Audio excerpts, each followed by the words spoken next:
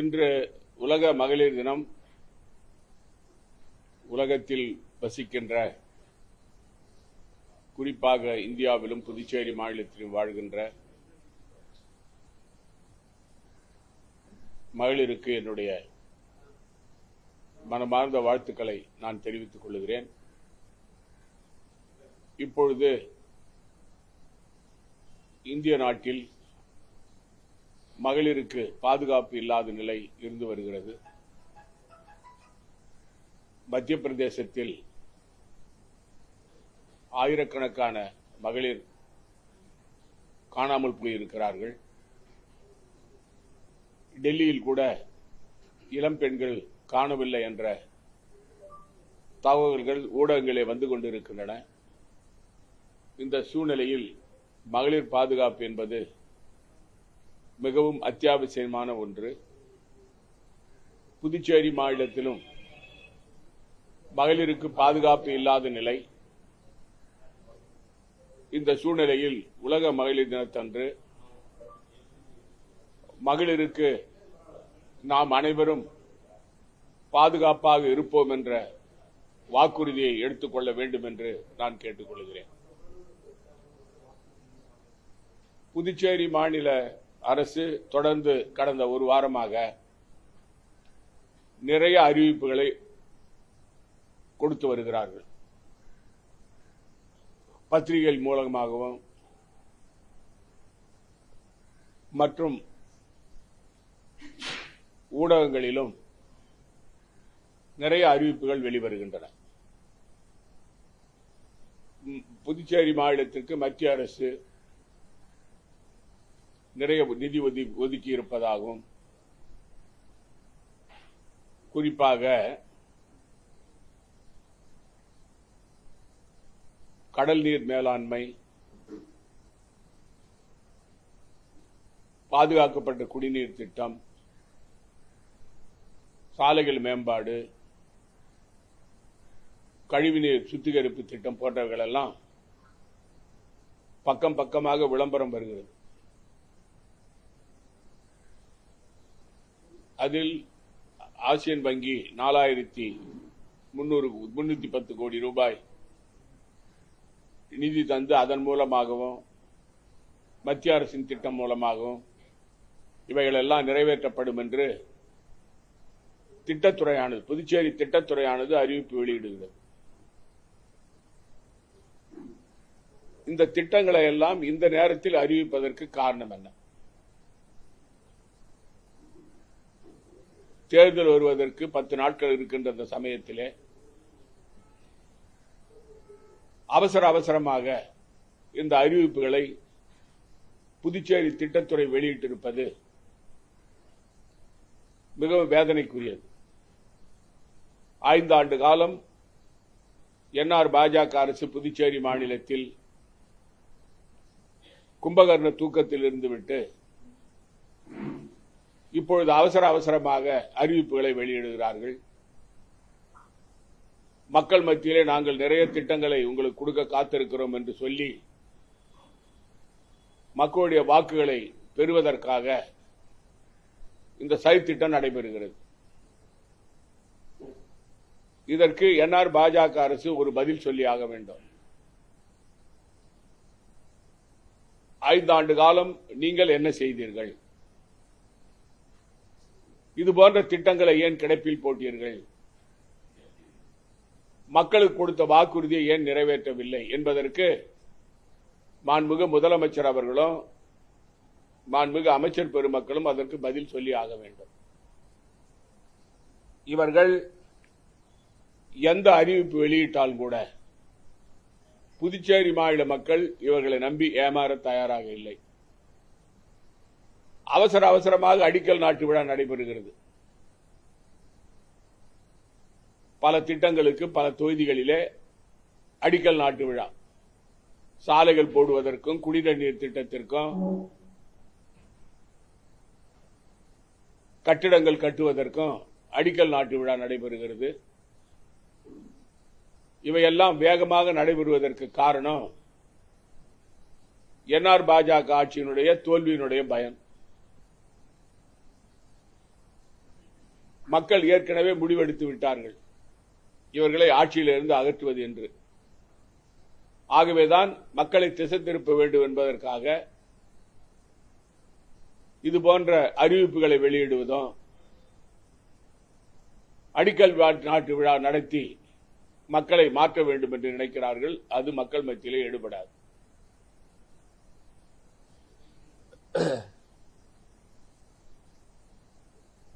இந்தியாவில் எந்த மாநிலத்திலேயும் புதிதாக திருத்தப்பட்ட வக்ஃப் வாரிய மசோதா அதன் அடிப்படையில் வக்ஃப் வாரியம் அமைக்கப்படவில்லை. அந்த வக்ஃப் வாரிய புது மசோதாவை பாராளுமன்றத்திலே காங்கிரஸ் கட்சி, திராவிட முன்னேற்ற கழகம், இந்தியா கூட்டணி கட்சிகள் எல்லாம் எதிர்த்திருக்கிறார்கள். ஆனால் இப்பொழுது அந்த வக்ஃப் வாரிய சட்டத்தை எதிர்த்து பாராளுமன்றத்தில், நீதிமன்றத்திலே, உச்ச நீதிமன்றத்திலே வழக்கு நிலுவையில் இருக்கிறது. அது நடைமுறைப்படுத்தக்கூடாது என்று பல இஸ்லாமிய அமைப்புகள் வழக்கு தொடுத்திருக்கிறார்கள். அதற்கு காரணம், அந்த வக்ஃப் வாரிய சொத்துக்களை பராமரிப்பதற்கு அமைக்கப்படுகின்ற குழுவிலே இந்துக்கள் இருக்கலாம் என்று ஒரு விதி கொண்டு வரப்பட்டிருக்கிறது. இதனால் இஸ்லாமிய சமுதாய மக்களுக்கு அது விரோதமாக செயல்படும். ஆகவே அதை நாங்கள் ஏற்றுக்கொள்ள மாட்டோம் என்று இஸ்லாமிய சமுதாயத்தைச் சேர்ந்தவர்கள் இந்தியா முழுவதும் போராட்டம் நடத்துகிறார்கள். ஆனால் இந்த சூழ்நிலையில் பாஜக, RSS கைப்பாவையாக செயல்படுகின்ற என்ஆர் பாஜக அரசு பாஜகவை திருப்திப்படுத்துவதற்காக இந்த புதிய குழுவை அமைத்திருக்கிறது. 2 இந்துக்களை அதிலே சேர்த்திருக்கிறார்கள். இது வன்மையாக கண்டிக்கத்தக்கது. இந்தியாவில் எந்த இந்து கோயிலிலேயும் இஸ்லாமியர்களை அறங்காவல் குழுவில் போடுவார்களா என்ற கேள்வியும் எழுந்திருக்கிறது. ஆகவே உடனடியாக திருத்தி அமைக்கப்பட்ட வக்ஃப் வாரிய அந்த குழுவினுடைய அமைப்பை உடனடியாக நிறுத்தி வைக்க வேண்டும் என்று மரியாதைக்குரிய முதலமைச்சர் ரங்கசாமி அவர்களை நான் கேட்டுக் கொள்கிறேன். மத கலவரத்தை அரசே தூண்டிவிடுகிறது. இஸ்லாமியர் மத்தியில் ஒரு அதிருப்தியை உருவாக்கி இந்து முஸ்லிம் கலவரத்தை உருவாக்க வேண்டும் என்று என்ஆர் பாஜக அரசு செயல்படுகிறது. அது எடுபடாது. தொடர்ந்து சிறுபான்மை சமுதாயத்திற்கும் தலித் சமுதாயத்தைச் சேர்ந்தவர்களுக்கும் பிற்படுத்தப்பட்டோருக்கும் எதிர்ப்பாக இந்த என்ஆர் பாஜக அரசு செயல்பட்டு வருவது வன்மையாக கண்டிக்கத்தக்கது.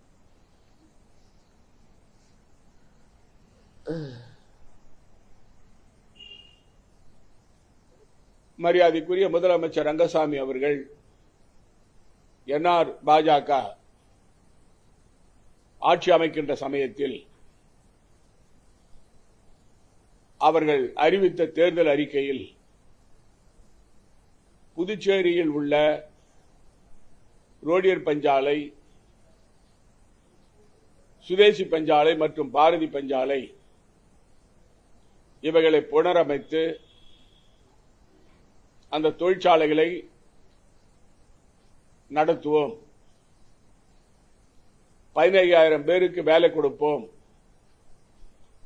அதிலே ஜவுளி பூங்காவை கொண்டு வருவோம் என்று வாக்குறுதி அளித்தார்கள். தொழிலாளர்களும் அதை நம்பினார்கள். நிறைய குடும்பங்கள் இந்த 3 பஞ்சாலை நம்பி வாழ்ந்து வருகின்ற சூழ்நிலையில் காங்கிரஸ் ஆட்சி காலத்தில் இந்த 3 பஞ்சாலைகளின் திறப்பதற்கு நாங்கள் நடவடிக்கை எடுத்தபோது கிரண்பேடி அம்மையார் அவர்கள் அதற்கு தடை போட்டார். அதை எதிர்த்துதான் நாங்கள் போராட்டம் நடத்தினோம். மொத்தம் 64 கோரிக்கைகள், அதில் 32 கோரிக்கைகள் ஏற்றுக்கொள்ளப்பட்டன. அதில் முதலாவது கோரிக்கை ரோடியர் பஞ்சாலை, சுதேசி பஞ்சாலை மற்றும் பாரதி பஞ்சாலையை திறந்து அந்த தொழிலாளர்களுக்கு வேலை கொடுக்க வேண்டும் என்பது. அதற்கான நிதியை நாங்கள் ஒதுக்கினோம். ஆனால் அதை நடைமுறைப்படுத்த கிரண்பேடி விடவில்லை. தேர்தல் அறிக்கையில் என்ஆர் கட்சி நாங்கள் இந்த 3 பஞ்சாலைகளை திறந்து தொழிலாளர்களுக்கு வேலை கொடுப்போம் என்று சொல்லிவிட்டு இப்பொழுது ஏக்தா மால் கட்டப்போகிறார்கள். ஏக்தா மால் என்பது ஒரு வணிக வளாகம். இதற்கு 120 கோடி ரூபாய் ஒதுக்கப்பட்டிருக்கிறது. இந்த வணிக வளாகம் கொண்டு வருவதன் மூலமாக எவ்வளவு பேருக்கு வேலை கொடுக்க முடியும்? இந்த பஞ்சாலைகளை புனரமைக்கலாம், ஜவுளி பூங்கா கொண்டு வரலாம், அந்த இருக்கிற காலி இடத்துல ஜவுளி பூங்கா கொண்டு வரலாம். பல்லாயிரக்கணக்கான புதுச்சேரி மாநிலத்தைச் சேர்ந்த தொழிலாளர்களுக்கு வேலை கிடைக்கும். அது இல்லாமல் ஏக்தா மால் என்று வணிக வளாகத்தை கட்டுவதனால் என்ன பிரயோஜனம்? ஏற்கனவே புதுச்சேரியில் நிறைய வணிக வளாகங்கள் இருக்கின்றன. இதை கொண்டு வருவதன் மூலமாக மாநிலத்துக்கு என்ன பலன்? ஒரு புறம் பஞ்சாலைகளை திறந்து ஆரம்பித்தால் தொழிலாளர்களுக்கு வேலை கிடைக்கும், ஜவுளி பூங்கா கொண்டு வந்தால் பல்லாயிரக்கணக்கான பேர் வேலை கிடைக்கும். அதை விட்டுவிட்டு இங்கு ஏக்தா மால் என்று பிரதமர் சொன்னார் என்பதற்காக, அதை ஆரம்பிப்பதற்காக முதலமைச்சர் ரங்கசாமி அவர்கள் தலையை ஆட்டிக் கொண்டிருக்கிறார். தலையாட்டி பொம்மையாக ஆகிவிட்டார்.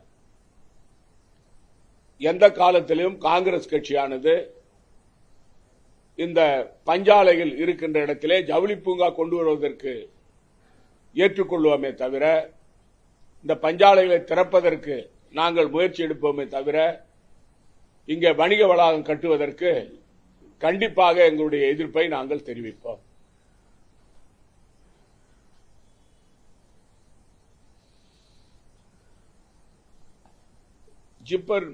ஜிப்பர்ல மாஸ்டர் ஆஃப் பப்ளிக் ஹெல்த் என்று ஒரு கோர்ஸ் இருக்கிறது. அது MBBS முடித்தவர்கள் அதிலே மாஸ்டர் படிக்க வேண்டும். அந்த மாஸ்டர் ஆஃப் பப்ளிக் ஹெல்த்தினுடைய அந்த பதவியினுடைய வேலை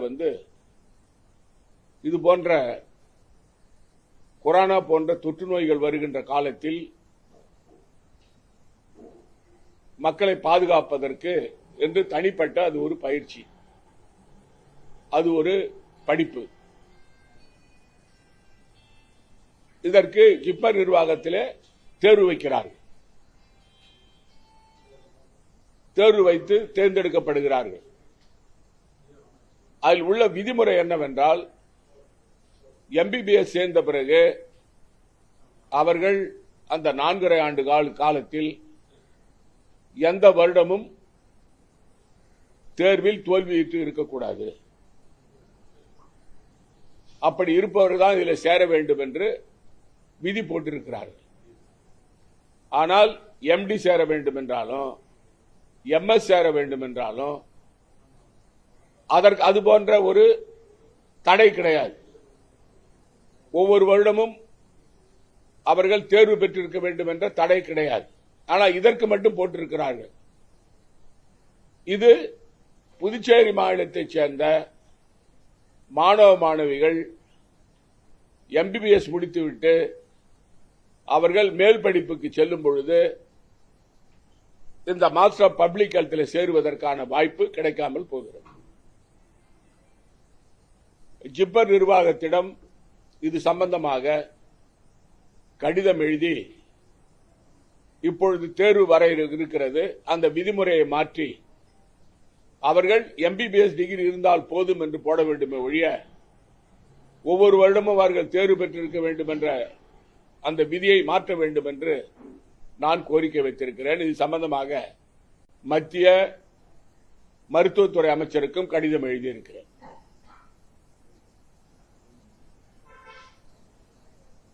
இந்த மாயை பகுதிக்கு பாத யாத்திரையாக காங்கிரஸ் கட்சியின் சார்பில் நாங்கள் சென்றிருந்தோம். மரியாதைக்குரிய காங்கிரஸ் கட்சியுடைய தலைவர் வைத்திலிங்கம் அவர்கள் மற்றும் சட்டமன்ற கட்சி தலைவர் வைத்தியநாதன், முன்னாள் அமைச்சர் வல்சராஜ் அவர்கள், சட்டமன்ற உறுப்பினர் ரமேஷ் பட்பத் அவர்கள்லாம் நாங்கள் போயிருந்தோம். சுமார் 12 கிலோமீட்டர் தூரம் எங்களுடைய பாத யாத்திரை நடைபெற்றது. அதிலே பல்லூரில் இருந்து ஆரம்பித்து பல்லூர் பந்தக்கல்ல இருந்து ஆரம்பிச்சு மாயையில் வந்து கடற்கரை பகுதியில் போய் முடிச்சோம். மக்கள் மத்தியில் நல்ல வரவேற்பு இருந்தது. அங்கே நான் செல்லும் பொழுது நான் பார்த்த ஒரு பேனர் வந்து எனக்கு மிகப்பெரிய அதிர்ச்சியை கொடுத்திருந்தது. அந்த பேனரை பொறுத்த வரைக்கும் அது பாரதிய ஜனதாவால் போடப்பட்ட பேனர். அந்த பேனரை வந்து பார்க்கும் பொழுது அடிக்கடி நம்முடைய மாண்புமிகு துணைநிலை ஆளுநர் மாய போறார். பல அரசு விழாக்களில் கலந்து கொள்கிறார். அவருக்கு வரவேற்பு கொடுக்கப்படுகிறது. வரவேற்பு யார் வேணாலும் கொடுக்கலாம், அது தப்பு இல்லை. அவர் எந்த அரசியல் கட்சியும் சேராதவர். நான் தொடர்ந்து வலியுறுத்தி வரேன், இந்த ராஜ்பவன் வந்து பாஜகவினுடைய வாசனை வருது. பாஜக தலைவர்கள் அடிக்கடி துணைநிலை ஆளுநரை சந்திக்கிறார்கள். இது தேர்தல் சமயம். துணைநிலை ஆளுநர் அவர்களை சந்திப்பதை தவிர்க்க வேண்டும். அவர் பாரதிய ஜனதா கட்சிக்கு ஆதரவாளர் என்ற முத்திரையை பெற்றுவிடக்கூடாது என்று நான் சொல்லி வந்திருக்கிறேன். ஆனால் இந்த பேனர் நீங்க பாத்தீங்கன்னா, இந்த பேனர்ல நாங்க போகும்போது வழியில பார்த்தது மாண்புமிகு பாரத பிரதமர் நரேந்திர மோடியினுடைய படம், மரியாதைக்குரிய துணைநிலை ஆளுநர் படம், மரியாதைக்குரிய முதலமைச்சருடைய படம், மரியாதைக்குரிய உள்துறை அமைச்சருடைய படம், நடுவில் பாஜகவினுடைய சின்னம், தாமரை சின்னம். இப்ப நான் சொன்னது உறுதியாயிடுச்சு. அதாவது துணைநிலை ஆளுநர் அவர்கள் இந்த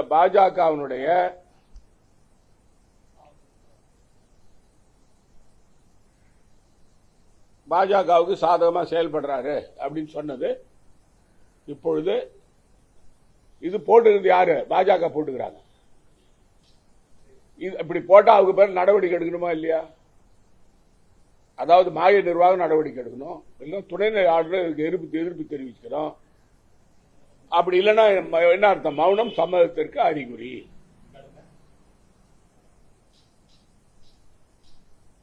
இதற்கு துணைநிலை ஆளுநர் விளக்கம் சொல்லி ஆக வேண்டும். புதுச்சேரியில ஹோம்கார்டு எடுத்தாங்க. அந்த ஹோம்கார்டு எடுக்கும்போது ஒரு 64 பேர் முறையா அவங்களை தேர்வு செய்யல அப்படின்னு சொல்லிட்டு ஒரு வழக்கு போச்சு. அந்த வழக்குல அதை மறுபரிசீலனை செய்ய சொன்னாங்க. அந்த 64 பேரும் ஒரு வருஷம் ட்ரைனிங் முடிஞ்ச பிறகு வீட்டுக்கு அனுப்பப்பட்டார்கள். அந்த 64 பேரும் அதற்கு பிறகு வந்து அவங்க மனு போடுறாங்க. அந்த 64 பேர் மனு போடுறாங்க கோர்ட்ல.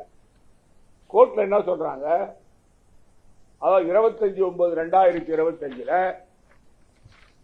ஹைகோர்ட்ல வந்து என்ன ஆர்டர் போடுறாங்கன்னா,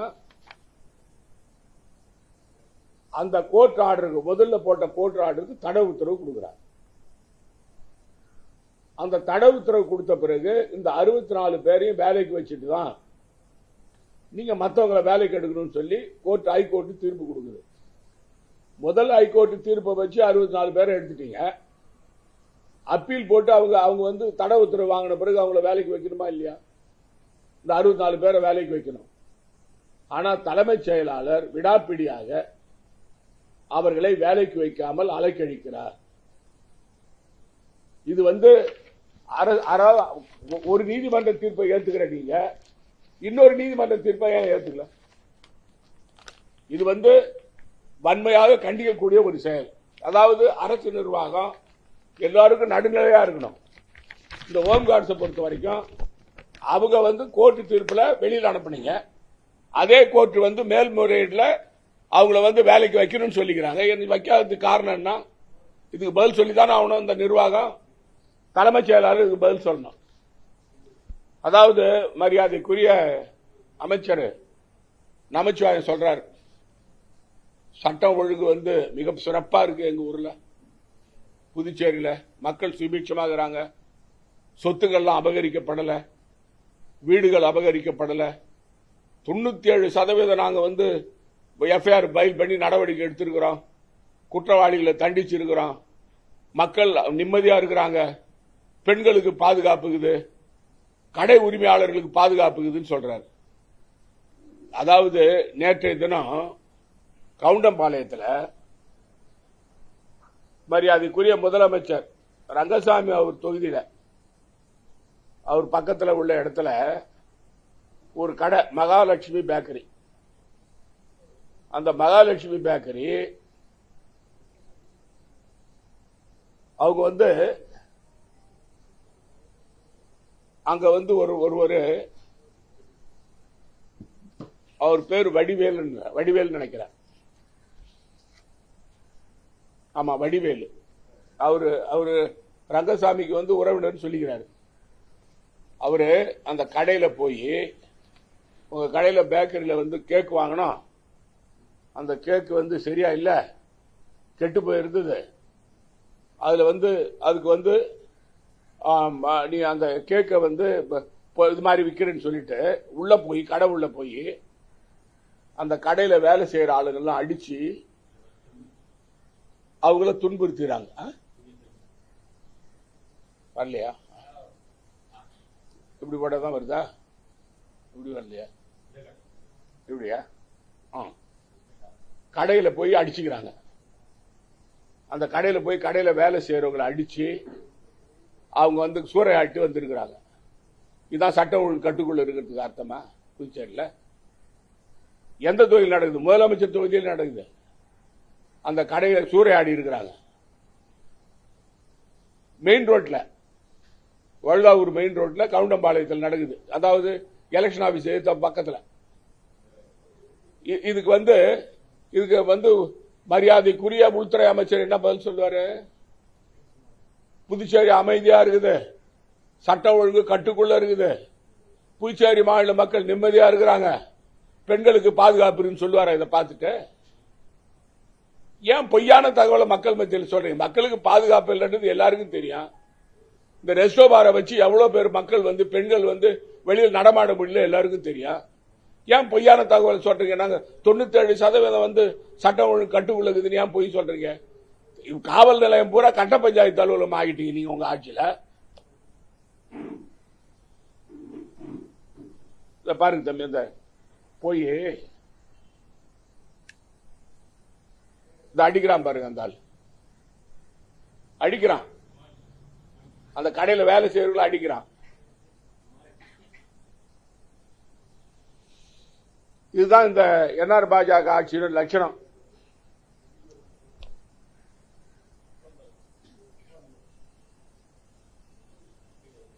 அதனால இந்த ஆட்சி வந்து தூக்கி எறியப்பட வேண்டும். அது வெகு தூரத்தில் இல்லை. நன்றி, வணக்கம். தமிழக கவர்னர் இங்க வந்து மரியாதைக்குரிய தமிழ்நாடு முதலமைச்சர் ஸ்டாலினுக்கு தொல்லை கொடுத்திருந்தாரு 5 வருஷம். இப்ப அங்க போய் மம்தா பானர்ஜி தொல்லை கொடுத்து அனுப்பிக்கிறாங்க, வேற ஒண்ணும் இல்ல.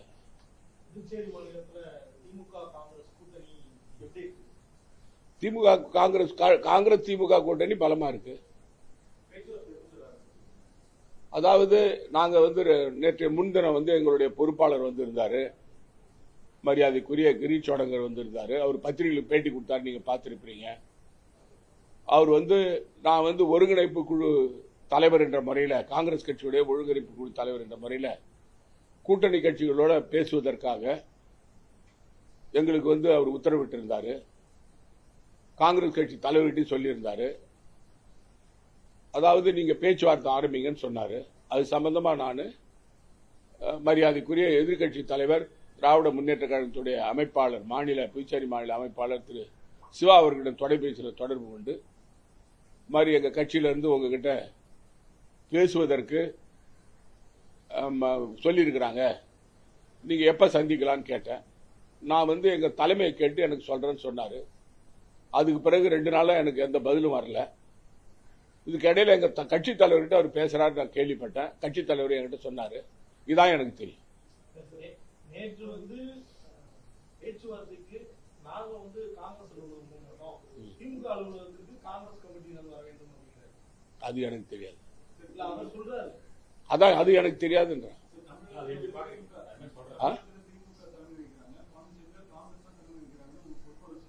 ஆமா, அதாவது சார் நான் அந்த பாயிண்ட்டுக்கே போல. அதாவது எங்க பொறுப்பாளர் சொன்னதை நான் உறுதி பண்றேன். தொடர்ந்து பல ஆண்டு காலமாக புதுச்சேரி மாநிலத்தில் நடந்து வர்ற செயல்பாடுகள் காங்கிரஸ் அதிமுக கூட்டணி இருக்கும் பொழுதும் காங்கிரஸ் திமுக கூட்டணி இருக்கிற சமயத்திலையும் காங்கிரஸ் கட்சி தான் தலைமை தாங்கி இருக்கு புதுச்சேரி மாநிலத்தில். தமிழ்நாட்டில் மரியாதைக்குரிய மறைந்த தலைவர் முத்தமிழ் வித்தர் டாக்டர் கலைஞர் அவருடைய அவர் அங்க முதலமைச்சராக இருக்கும் போதும் கட்சி தலைவராக இருக்கும் பொழுதும் அப்போ திராவிட முன்னேற்ற கழகம் எதிர்கட்சியில் இருக்கிற சமயத்திலும் தமிழ்நாட்டில் திராவிட முன்னேற்ற கழகம் தலைமை ஏற்று கூட்டணி கட்சிகளோடு கலந்து பேசி தேர்தலை சந்திச்சிருக்கிறோம்.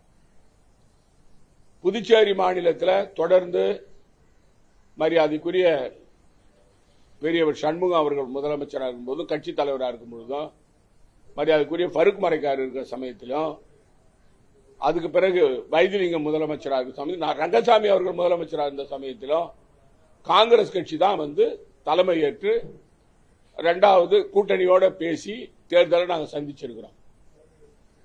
அந்த வழிமுறையில் தமிழ்நாட்டில் என்ன ஃபார்முலாவோ அதே ஃபார்முலா தான் புதுச்சேரி.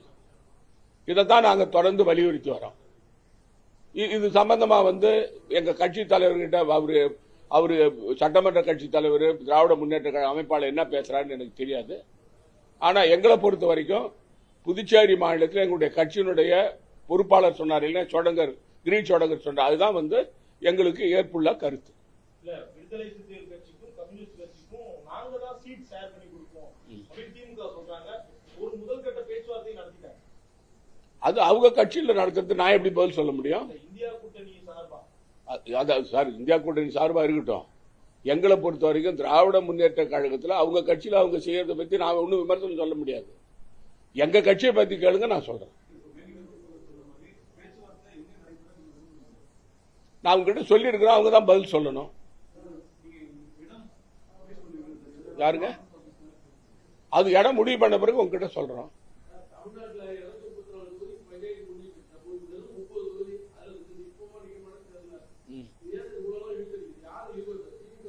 ஏன் சார் தேர்தலை அறிவிக்கல? நீங்க அவசரப்படுறீங்க? இருக்கு வர என்டிஏ கூட்டணியில ஐயா தலைவரை நான் சொல்றத கொஞ்சம் கேளுங்க தலைவரை. அதாவது என்டிஏ கூட்டணியில இன்னும் எந்த கூட்டணி இருக்குதா இல்லையான்னே தெரியல. எங்களை கேக்குறீங்க நீங்க வேகமா?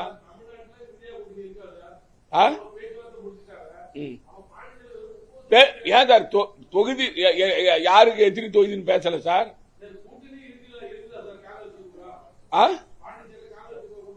இருக்குது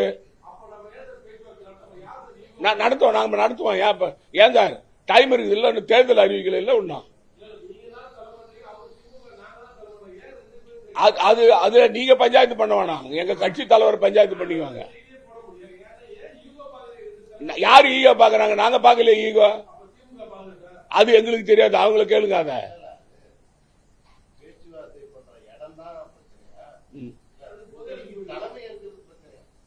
அதாவது எங்களை பொறுத்த வரைக்கும், அதாவது கூட்டணியை பொறுத்த வரைக்கும் தெளிவா கிரீன் சோடங்கர் சொன்னது, அது காங்கிரஸ் கட்சி தலைமையில் இங்க தேர்தலை சந்திக்கிறன்றது தான். இடம் பிரச்சனைன்றதுலாம் ஒண்ணும் இல்லை.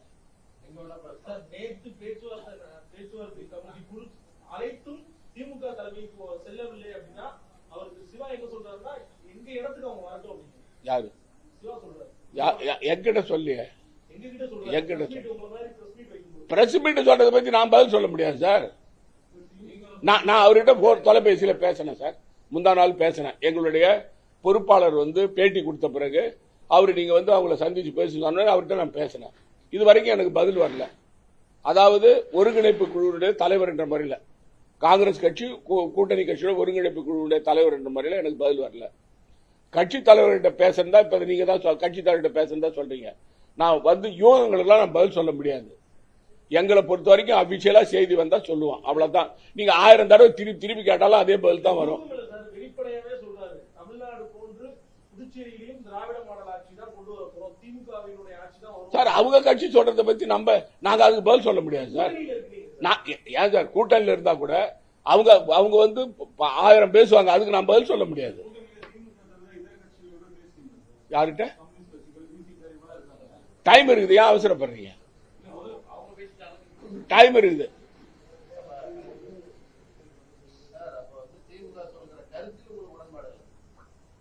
நீங்க என்ன சொன்னாலும் என்னுடைய பதில் என்னன்னு சொன்னா, கூட்டணி இந்தியா கூட்டணி பலமா இருக்கு.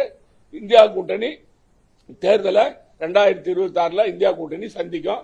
நீங்க அதை பத்தி உங்களுடைய பஞ்சாயத்து எங்களுக்கு தேவையில்லை. வணக்கம், நன்றி.